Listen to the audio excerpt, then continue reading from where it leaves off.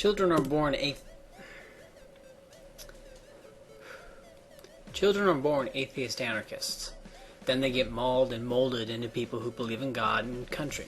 Intellectual development beyond this leads to the realization that God doesn't exist, and from there eventually that country doesn't exist. There's no inherent value in God, and there's no inherent value in country.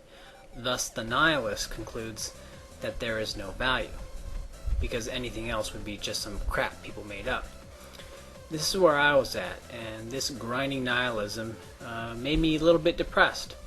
I saw nothing moral about racial separatism. It was just a matter of amoral utility, and so I had no value. Combine this with the fact that you are an electric wave, the brain wave, and your emotions are just chemical reactions, all of which itself was predetermined by the spin of a pea-sized dot of matter at the moment of the Big Bang, and you get a case of nihilism that makes Nietzsche seem parochial. Anarchism can cure the nihilist blues, and by anarchism I simply mean thinking without any preconceived notions, any preconceived archons. The nihilist says that there is nothing virtuous about a state, and pats himself on the back for recognizing this fact, but then says we still need a state. That's the problem right there. Mr. Nihilist, you looked up, saw there was nothing there, so why are you still looking up? They told you that there was state virtue and gave you a prism to look through that would make it look like there was state virtue. You were smart enough to throw away the prism and realize that you were staring at an empty void. The problem is that now you base your worldview on that empty void, ergo nihilism. Of course you're going to think there isn't any value. People said there was virtue in the country. You realized that was false, but then assumed that there was no virtue. Same with God. You realize it's all one big black hole, so stop staring at it. The only God that exists and the only state that exists in people's minds. You are the state.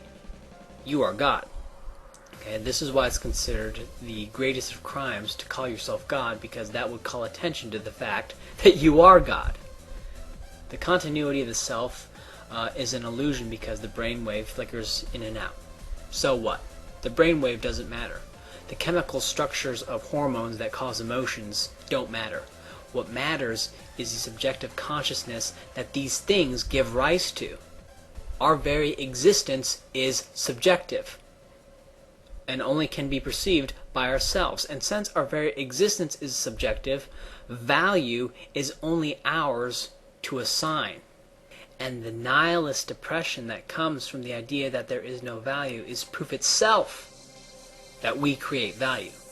Value doesn't come from on high, but from ourselves.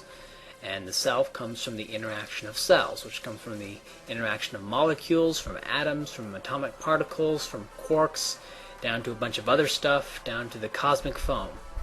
Value comes from the cosmic foam which created the things which created us.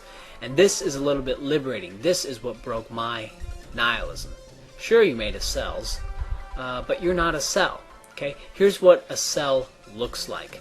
Normally different levels of reality are invisible to each other because of the scaling effects, but the egg is an example of when scales overlap, and you can see you're not a cell. In fact, the component parts that give rise to your subjective consciousness are just tools for the subjective consciousness. We've been told to look up for so long that looking down is kind of a mind fart. The nihilist looks at where God and country should be and sees it's not there. An anarchist sees it's not there, but then looks down and sees the world that was there all along. And in case you didn't get what I mean by that, here it is.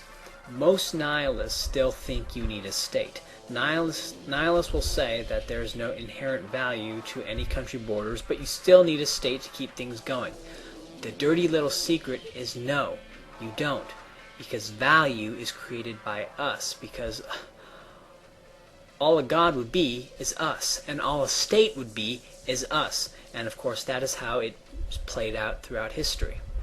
Okay, these states are just what our grandparents used. Okay, these borders are just things that will shoot you if you try to cross them, and these laws are enforced by beatings or killings. Okay, states are primitive and brutish things, and the extent to which we have peace now is the extent to which we aren't using these systems as much as our grandparents did. And you may think that's ancillary, but nihilist, you were born an atheist anarchist, and you weren't depressed then.